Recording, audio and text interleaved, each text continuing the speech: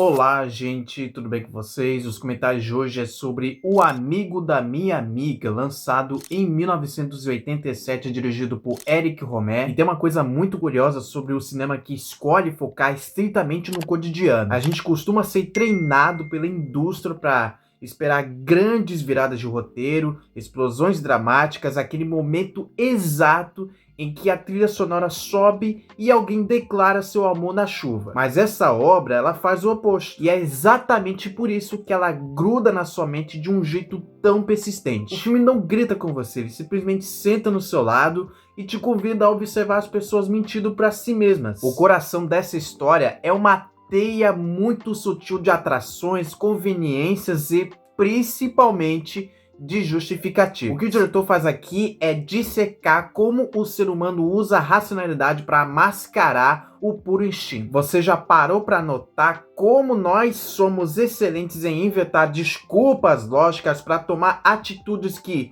lá no fundo, sabemos que são eticamente questionáveis dentro de um ciclo de convivência? O longa pega essa hipocrisia diária e coloca sob uma lente de aumento. Ele escancara aquele jogo de xadrez invisível onde um tenta ler os sinais de outro sem se comprometer demais, apenas tentando a temperatura da água antes de pular. A condução do diretor em cima disso é fascinante, justamente porque não existe pressa. A câmera atua de maneira quase voyeurística, mas de um jeito contínuo. O que chama muita atenção é como o próprio cenário parece refletir o estado mental de quem está na tela, ambientes externos organizados, planejados e limpos, que contrastam de forma brutal com a confusão emocional e a bagunça dos sentimentos reprimidos daquelas pessoas. E aqui os diálogos são o verdadeiro evento principal. A ação acontece inteiramente na fala. A atenção não está em uma perseguição, está no jeito que uma frase é interrompida. Está no tom de voz que sofre uma leve alteração quando o assunto específico é tocado, ou naqueles silêncios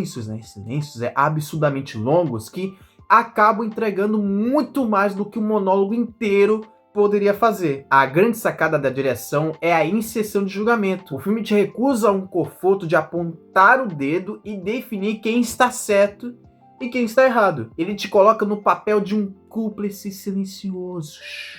Desculpa, tá? Desculpa a piada. A gente assiste aquelas trocas de olhares, as pequenas traições invisíveis e a formação de novos laços pensando: eu provavelmente faria a mesma coisa se estivesse no lugar deles.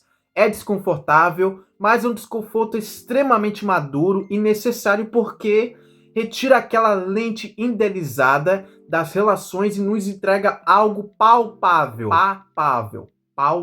Oh, meu Deus, difícil essa palavra. Palpável. Algo palpável. Eu vou aprender essa palavra logo pra frente quando fazer minhas críticas novas, tá? Mas, por enquanto, eu vou falar essa palavra, tá? E a ideia de que o amor e a atração muitas vezes são apenas acidente de percurso, frutos da pura proximidade e do acaso. Se você quer uma experiência que exige a sua atenção nos detalhes, na complexidade de ser adulto e lidar com frustrações e desejos, essa é a escolha certa. O filme descasca as camadas da nossa etiqueta social até sobrar apenas a vulnerabilidade. E não tem que falar desse filme, né, dessa precisão cirúrgica em retratar a natureza humana sem filtros moralistas.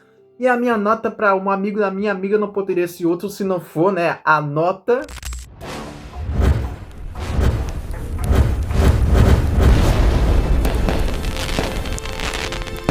Bom, gente, esse foi o vídeo de hoje. Muito obrigado, espero que vocês tenham gostado demais. Deixa o like, se inscreve no canal.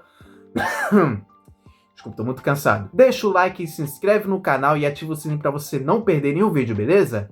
Então é isso, gente. Muito obrigado e até o próximo vídeo e tchau!